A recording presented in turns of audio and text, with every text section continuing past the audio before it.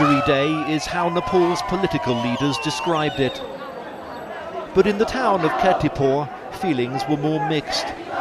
Their voices had counted, but would they continue to do so? It is the initial phase, first step. We have to more than this. We are not fully happy, so that today exactly the people of Kirtipur, they are having a rally, and that is not the rally of winning victory, but actually we are pressing. That is a pressure rally. We want to give the pressure to our leaders. And as they set off for Kathmandu's ring road, led today by the women, they chanted slogans against the king. But also warnings to their own political leaders not to let them down, as they have so often in the past. With tens of thousands parading around Kathmandu's ring road, they also announced an end to protests and to the general strike. But in a statement, the Maoists said the agitation should continue until the Constituent Assembly is established. Their influence in the capital has grown since the protests began. The crowds cheered as they passed the office of Kantipur newspapers, who've been brave and outspoken in their coverage, and where the editor of their English language daily told us the Maoist rejection shouldn't be taken at face value. Looking at their character and the way they have reacted in the past, what we can say is that their reaction is not that bad. They have accepted it quite cautiously, and they have said that until there is a provision for Constituent Assembly election, we will continue our movement, but peaceful movement, they have said. Over the past few days, you could be forgiven for thinking nobody in Kathmandu had a good word for the king. That wouldn't be entirely right. I tell you one thing, there is not a single gentleman in this country who can match his intelligence, his vision, and his patriotic feelings as far as Nepal is concerned. Major General Bharat Simha is honorary aide-de-camp to the king. His house full of photographs of he and his family with Gyanendra. And this is with the present king now. He regards the protest as a conspiracy by the Maoists and India.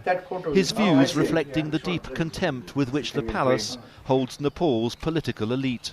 Unfortunately, multi-party system, because of the corrupt leaders, it is not going to be good here for Nepal. For 10 years, 15 years, the multi-party system came. And you can see Nepal nearly became a failed state because of the corrupt, bad management. By late afternoon, crowds were marching and chanting in the city centre. There was a more threatening edge to the protests. The authorities are taking no chances, especially here, less than half a mile from the royal palace. This line of riot police is backed up by several more down the street. Now, the politicians might have declared victory, but here on the streets there is still a great deal of anger and passion. It's the first time so many people have taken to the streets of Nepal to demand change. Political leaders say the protests are over for now, but if the politicians fail to deliver, the people will almost certainly be back on the streets. Ian Williams, Channel 4 News, Kathmandu.